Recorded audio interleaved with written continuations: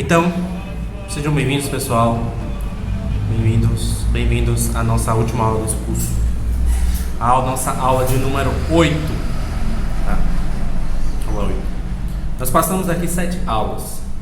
Nós refletimos desde temas mais filosóficos e abstratos, quanto à questão do poder, do agente histórico, do império.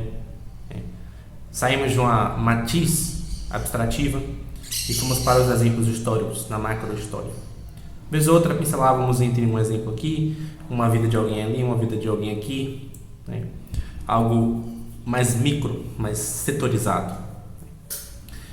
E agora nós estamos fazendo aqui esse apanhado geral, porque eu sei muito bem que muitos de vocês vêm a primeira aula, vêm a segunda, quando chega na terceira deixa passar um ponto, deixa passar outro, enfim, para que a gente possa compreender como é que tudo isso se conecta numa só coisa, para a gente tentar enxergar tudo de uma forma mais ampla.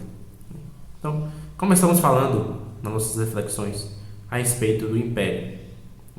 Então, há no Ocidente uma tara, uma certa constante histórica, que é a busca, a necessidade por tentar recriar uma instituição chamada Império Romano. Não na sua substância comum, não é com aquela águia, não é com aquela sigla SPQR, mas na sua essência. Então, o império que abranja todo o orbe terrestre, que em certo sentido tem uma central administrativa, que unifique todos os povos e nações e que tenha para si uma religião capaz de dar unidade, um sentido profundo e único para todo o gênero humano. É mais ou menos isso aí, certo?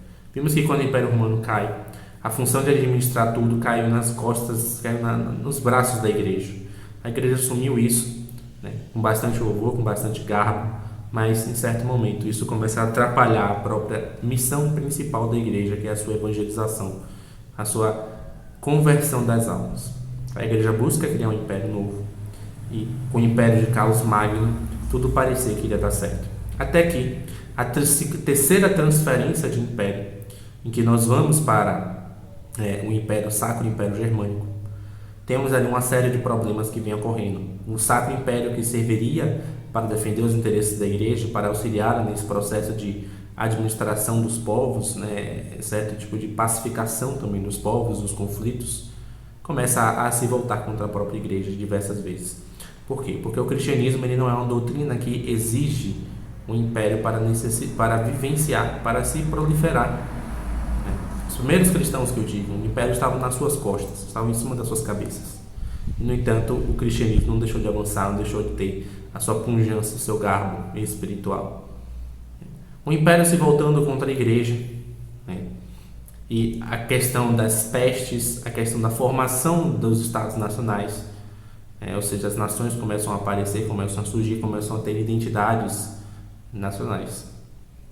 Esses acontecimentos, que são orgânicos, ou que nós podemos principalmente colocar, principalmente a questão da peste na providência divina, que possibilitou que tal evento ocorresse, gera uma mudança brutal de cenário. Então, de homens virtuosos, interessados em buscar a verdade, pessoas que temiam a Deus, a miséria que a peste traz consigo junto às guerras, a pobreza, simplesmente muda o cenário da Europa. A Europa começa agora a ser dominada por homens vis, homens apegados ao poder, às paixões, à luxúria. A igreja também decai moralmente por conta disso. E surge ali a reforma. A reforma vem, quebra a unidade espiritual, a única unidade capaz de fazer frente a um império que toda hora tentava subjugar a igreja, mas não conseguia. E não bastasse isso, Lutero entrega de bandeja o cristianismo para todos os nobres e príncipes da época. O primeiro a se aproveitar disso, na verdade, o mais contundente é Henrique VIII, que cria sua própria igreja, subordina a ordem espiritual à ordem política. E quando ele faz isso, as outras nações que também estavam se desenvolvendo, a Espanha, Portugal, França, entre muitos outros, começam a buscar os seus próprios impérios. pois os ingleses estavam dissociando-se do Império Sacro Germânico, da mesma forma que o Sacro Império Germânico estava se dissociando da Igreja por conta dos príncipes alemães seduzidos por Lutero. Começa essa corrida pelo Império. As grandes navegações abrem um novo horizonte de disputa.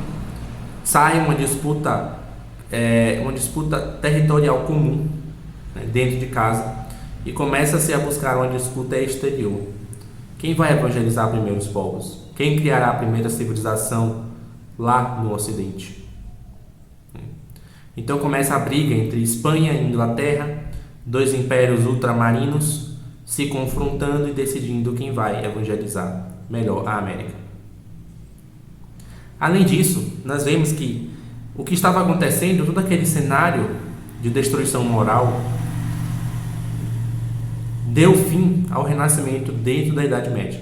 Um renascimento ligado ao cristianismo, um renascimento em que as forças originárias pagãs que tinham feito de algo de bom, como a filosofia grega, como a arte grega, a arte romana, o direito romano, tudo isso que estava sendo aliado, estava sendo peneirado pelo cristianismo, para que se fosse criado algo novo, uma civilização nova, começa a decair, porque agora todo esse processo dessa atividade ficou em sua maioria nas mãos de homens não virtuosos. Esses homens, cedidos às paixões, cedidos aos seus desejos pessoais frívolos, simplesmente começam a utilizar dessa beleza para mascarar a sua feiura moral. E aí vem o renascimento quatrocentista. Esse renascimento quatrocentista tem uma tendência de estar dividido. O espírito humano estava dividido entre Deus e o humanismo. Como todos ali estavam buscando somente os seus próprios paixões, somente olhar para si mesmos, o que acontece? Surge o humanismo, leva a melhor. E o catolicismo, o cristianismo, que outrora teria sido o motor civilizacional que gerou a Europa daqueles tempos, é cada vez mais colocado e jogado para a superfície da civilização, até ser escanteado totalmente no laicismo. Mas nós falamos disso nesse curso ainda, vamos falar posteriormente em outras ocasiões. Mas de início é que aí foi o escanteamento da religião, da vida pessoal, da vida social como um todo. E aí há um apego demasiado pelas aparências e uma destruição das essências, principalmente no cristianismo.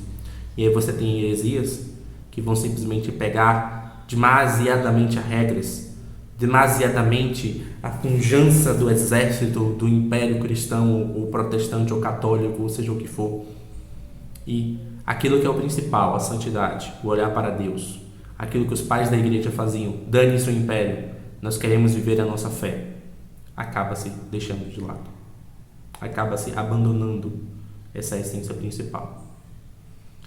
Enfim, sendo levado pela providência ou não, este foi o cenário que deu origem ao nosso mundo de hoje. Você pode parecer muito distante de tudo que nós estamos vivenciando isso. Pode parecer que estamos em 1000 e poucos anos atrás e que talvez eu esteja inventando ou viajando na maionese. Mas, com todo esse período que nós tivemos de aulas, 7 aulas, nossa 8ª aula sintetizando todo o conteúdo para vocês, mais os textos do e-mail, vamos deixar para vocês, tá? No e-mail, um presente. Vamos deixar para vocês no e-mail uma novidade, algo que vai poder te auxiliar e aprofundar mais os seus estudos nesse período, mais quanto a esses problemas. E se você se interessou, peço, novamente, leia o e-mail, verifique o seu e-mail e veja lá o presente que nós estamos deixando para você. Isso aqui é fruto de estudos, muitos estudos, esse pequeno resumo que nós fizemos em 7 aulas. Eu estou aqui na minha frente com uns 15 livros que foram a base para esses estudos, sem contar os cursos, as informações que busquei em artigos, as informações que busquei em periódicos, as informações que fui anotando de notícias modernas e antigas que me foram levando a essas conclusões. Lá no e-mail você vai encontrar um material capaz de te dar essa mesma percepção e capaz também de te dar uma percepção sua, mas com as ferramentas necessárias para que você consiga avançar, tal qual eu consegui. Então, é isso, meus amigos. Essa é a nossa última aula. Nós vimos que, por pior que o cenário fosse, Deus sempre tirava algo de bom. Deus é um dos maiores de todos os agentes históricos. Deus é o mais poderoso de todos e é o mais atuante na história. Nós é que não enxergamos, nós é que não visualizamos. Aqui eu fiz um esforço leve de tentar tirar de alguns acontecimentos essa lição histórica, de que Deus pode estar assim agindo, mesmo nos piores momentos da igreja, mesmo nos piores momentos do mundo. E hoje nós vivemos um dos piores momentos da igreja, talvez, e também um dos piores momentos do mundo. Que esse curso, meus caros, tenha sido para vocês um acalento na alma, tenha iluminado a sua inteligência para melhor compreender tudo o que está acontecendo ao seu redor e perceber que Deus nunca e nem jamais nos abandonará, por pior que seja o cenário.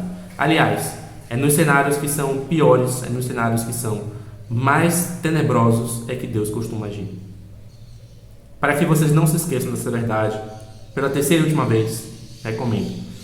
Vá, leia o seu e-mail, leia o texto que ficou lá e deixamos na verdade um presente para você continuar essas reflexões ao longo de toda a sua vida. É somente isso. Agradeço toda a atenção cedida, nessas quase 100 horas de aula, mais ou menos, ou mais de 100 horas, não contei, de aula, mais de 100 horas que você tirou do seu tempo para poder estar comigo. Agradeço a confiança na minha autoridade, na minha fala, nos meus ensinamentos. Agradeço. E peço que, se você gostou, deixe um comentário, diga o que você achou, poste na sua rede social, mostre no Instagram, faça com que mais pessoas conheçam desse conteúdo. Porque se ele foi bom e te ajudou, se ele foi bom e te auxiliou, se dele você tirou algo, nem que seja 1% de sabedoria, outras pessoas vão estar precisando e vão precisar. Nós precisamos ter essa corrente do bem. Nós não precisamos mais de tantas pessoas espalhando notícias ruins, coisas ruins. Precisamos de pessoas divulgando bons conteúdos, bons ensinamentos, boas notícias. E eu espero que com esse curso você compreenda que a história é feita por aqueles que buscam fazer o bem. Aqueles que se desordenam e causam grandes desastres na história, como Lutero, são esquecidos, são deixados de lado. E quando são lembrados que nem Pôncio Pilatos, são lembrados em toda a missa. Lembrados pela sua injustiça, pela sua imperícia, pela sua falta de zelo, pela sua falta de amor pela verdade. Não seja você um desses. Libere, conte mais, espalhe as boas novas. São delas que a história é delas que a história é feita. É delas que nós movemos o mundo, tal qual nós imaginamos. Então, meus caros, vamos encerrar essa aula com Ave Maria e se despedir desse curso. Ave Maria, cheia de graça, o Senhor é convosco. Bendita sois vós entre as mulheres e bendito é o fruto do vosso ventre, Jesus. Santa Maria, Mãe de Deus, rogai por nós, pecadores, agora e na hora de nossa morte. Amém. Que Nossa Senhora, sede da sabedoria, possa iluminar os seus corações e aquecer as suas almas por uma busca real e sincera pela verdade. Abraços, novamente agradeço pela confiança. Fique com Deus. Até mais.